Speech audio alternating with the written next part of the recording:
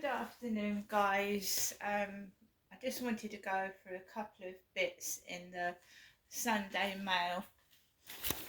So this is the mail on Sunday, February the 4th, 2024. The price of the mail at the moment is £2.10 for the Sunday newspaper. Right. Even when the public hated Camilla, the Queen privately thought marrying her would be the making of Charles.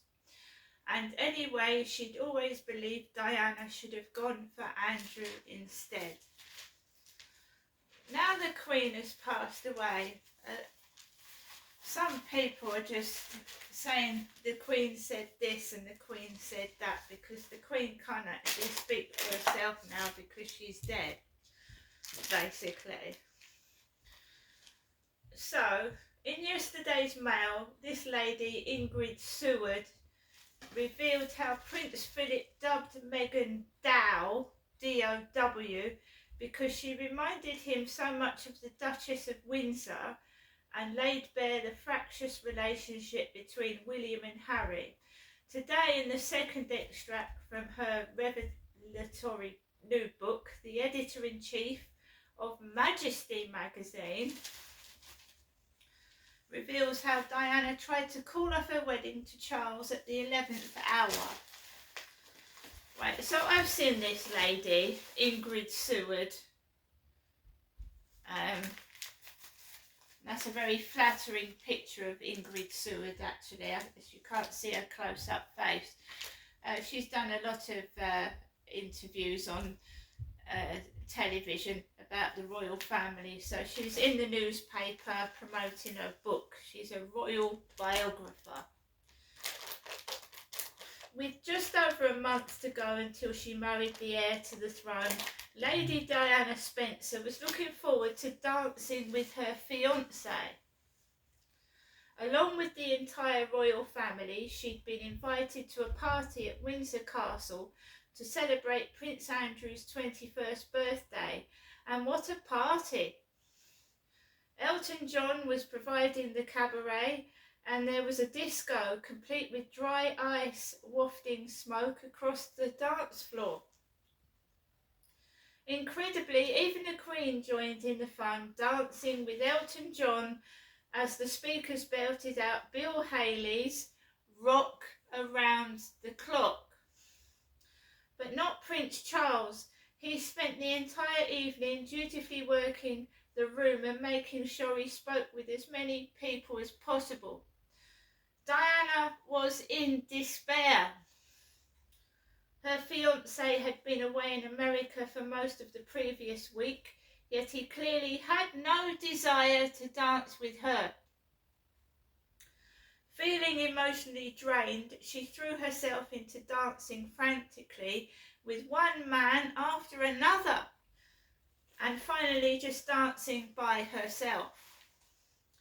As the sun began to rise, a footman called Mark Simpson happened to glance out of a window and see Diana in the castle quadrangle. She cut a gaunt figure in the half-light, looking exhausted and lost in her thoughts, yet still moving in slow rhythmic time to some tune in her head. At 5:30 a.m. she set off in her car for Althorpe, her father's home in Northamptonshire. She was distraught, flustered, angry, and had no intention of ever going back.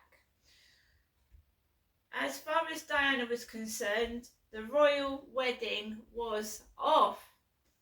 But when she explained her decision to her father, Earl Spencer, he was appalled. After calming her down, he pointed out it would be an act of gross discourtesy to break off her engagement to the future king so close to the wedding. And anyway, wasn't it what she always wanted? Didn't she remember him telling her that she should only marry a man she loved? And her firm reply, "That is what I am doing." Diana wasn't immediately convinced. But over the course of the weekend, between gusts of tears and spells of indecision, she finally allowed her father to talk her round.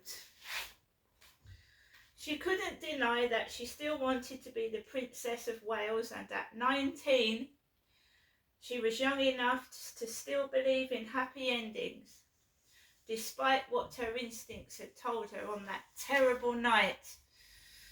Few people remember just how determinedly Diana had set out to become the Princess of Wales. In 1980, she'd twice gone to stay with her sister Jane, who was married to Robert Fellows, then the Queen's assistant private secretary, at their cottage on the Balmoral estate. And after the second visit, she'd been invited to spend 4 days at the castle to join one of the regular royal house parties. During her time there, recalled one member of staff, Diana was desperate to make an impression. Most of the ladies do not get up until after the guns have gone out. But Diana was always up early. If you looked out your window at 7:45, you would see her walking in the garden, and she made a great point of being there to see them off. It was then that she played her sharpest card. She would go around telling everybody how much she loved Balmoral, and that it was such a magical place, and how she loved it beyond imagination. Impressed, Prince Charles started asking her to accompany him fishing and to join him on long walks through the estate, in which she professed such an interest. Diana, everyone agreed, was enchanting. The Queen, alert to a possible new woman in her son's life, had just 2 reservations. She wondered whether anyone that young could differentiate between the man and the prince. And she couldn't help thinking that the Spencer girl would be far better suited to her younger son, Andrew. The Queen Mother took a more positive approach. In a grandmotherly intervention, she invited Diana and Charles for a few days, stalking a month later, at Birk Hall, her house on the Balmoral estate. A few low-key discreet dates followed in London, and in January 1981, Diana was invited to Sandringham. She made a point of going to the nursery and making a great fuss of Nanny Mabel Anderson, then looking after Princess Anne's son, who'd been the emotional linchpin of Charles's childhood. And when the guns went out early in the morning, Diana was always there to wave them off with an ingratiating remark about how wonderful Sandringham was. She was everywhere, picking up the birds, being terribly gracious, and absolutely oozing charm, a royal confidant remembered. And she looked marvellous, very relaxed and quite thrilled with herself. The same could not be said of Charles. He certainly didn't look as though he had just found the most wonderful girl in the world, a fellow guest observed. But then that wasn't what Prince Charles was searching for. As he once explained, he wanted someone whose interests I could share and who could share his. A woman, he continued, not only marries a man, she marries into a way of life, a job. That was especially true in his case, and Charles explained in great detail to Diana the demands that would be placed on her if she became his wife. They also discussed the 12-year age gap between them. But any concerns she had were swiftly overcome by the sheer excitement of being courted by the prince. Her future in-laws, however, were another matter altogether. She found herself having to adapt to a raft of strange family rituals and quirks. For instance, they laid their pudding spoons and forks across the top of the play setting, which she'd always been told was very bourgeois. And at Balmoral they even used fish knives, which were supposed to be the height of pretentious vulgarity. Then there was the Queen's trick of leaving her chocolates out on the grand piano in the saloon by the front entrance at Sandringham, after which she'd peered down from the window in the corridor overhead to see if who dared to filch one. So the Queen put out chocolates and see if anyone stole one. And Diana had to learn not to flinch when her future mother-in-law picked ticks off the corgis and flicked them into the fire. So the Queen got ticks off of her dogs and flicked them into the fire. Ooh!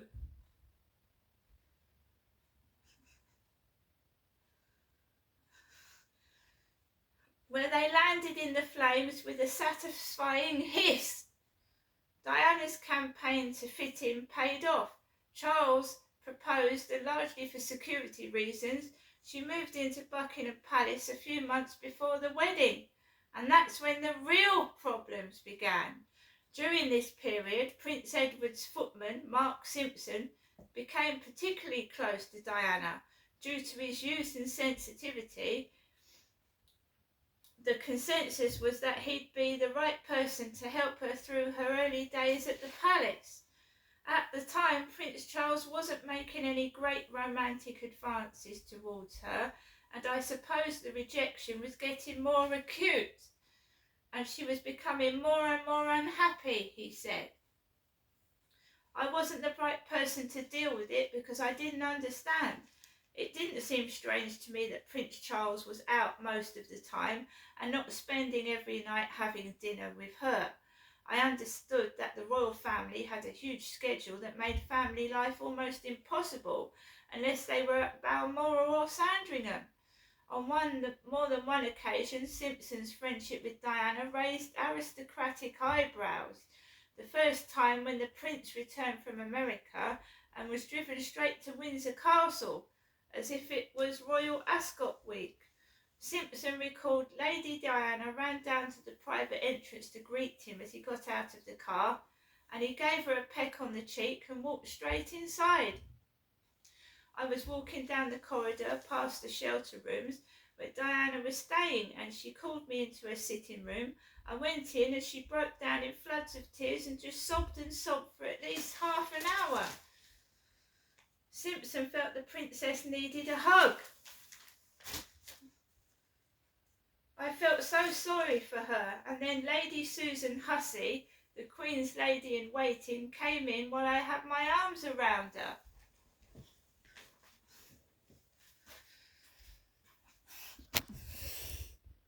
So Diana was getting upset, like a lot of women do when they're ignored and mistreated, and she took solace in somebody else. Someone else gave her a hug. The hug and the affection that she wasn't getting from her husband, she was getting elsewhere.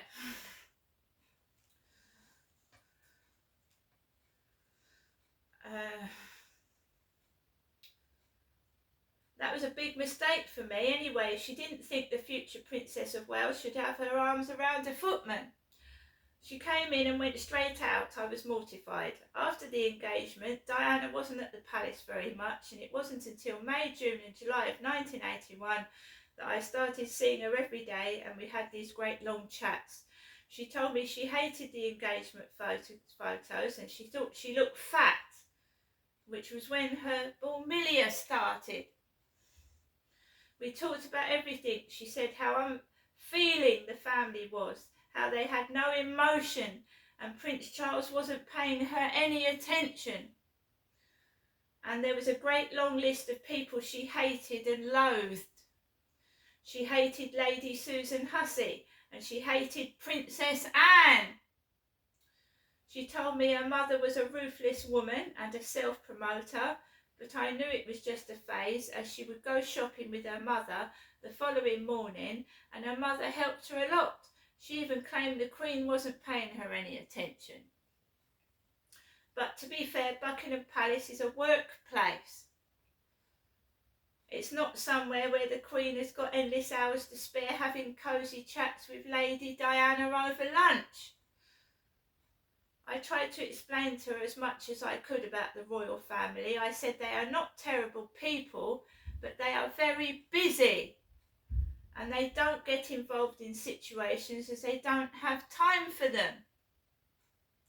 I think Diana thought it was strange that the Queen was not up there with her, sitting on the end of her bed, chatting to her about her day. I think she generally thought that was going to happen. When the Queen was at the palace, any of her children, and at that stage that included Diana, are welcome to have any meal they want with Her Majesty, and all they have to do is phone up the Queen's page and say, is the Queen in for lunch today? And if so, does she have anybody with her? And would it be all right if I came down? And then the page would say she got an appointment, and no, it wouldn't be okay, or else she's on her own and it would be perfectly fine. The Queen loved it if her children had lunch with her or dinner, as she was often on her own. She would be as flexible as she could. I felt it was my job to explain to Diana that if she wanted to eat with the Queen or see the Queen, all she had to do was ring up the Queen's page and find out. She never did. A few years later, however, when the marriage was crumbling, Diana did turn in desperation to her mother-in-law. She'd sit in the page's vestibule next to the Queen's sitting room, wait for any visitors to come out, then push her way in without waiting to be announced. Often in tears, she'd rant about Charles, saying he hated her, and rail against her mother, her stepmother, her sister Jane, and her husband Robert Fellows, and anyone else who had upset her. Everyone else was to blame. Diana insisted that she was being victimised and no one understood her. The Queen came to dread these meetings. She'd never had to deal with such outbursts in her life, and they left her feeling drained, despondent and confused. She's just procrastinated, a member of the royal whole household said at the time. She listened to what Diana said, but no solution was ever put forward. Prince Charles, meanwhile, was reduced to shouting down the telephone at his mother to try to make her understand the depths of his unhappiness. Most of the royal family blamed him for the state of the marriage. If Charles had been firmer in the beginning, they thought many of the later difficulties with Diana would have been avoided. But the prince was either too accommodating, too timid, or, as many of the household staff maintained, too weak to call his wife to order. Needless to say, there was far less understanding of mental illness in the 1980s than there is today. So there they go again, saying that Diana was mentally ill. Princess Margaret felt that the princess, who was throwing herself into a series of affairs, was making a fool of her husband. What about Charles cheating on Diana before they were even married? The Queen Mother, for her part, suspected that Diana was incapable of telling the truth. Diana was incapable of telling the truth. Like his mother and grandmother, Charles hated confrontation and did what he usually did when faced with a crisis beyond his immediate control. He turned away from it.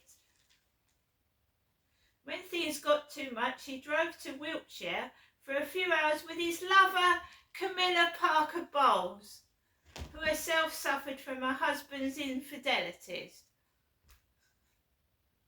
She seemed like a rock of sanity amid the storm of hysteria, but Diana was upset because her husband was cheating on her with Camilla Parker Bowles. She wasn't mad. They labelled Diana mad, but she wasn't mad. She was telling the truth. And this piece is trying to make out that Diana, who's now deceased and dead and should be able to rest in peace, they're trying to make out that Diana was mad and hysterical. She was 19 years old.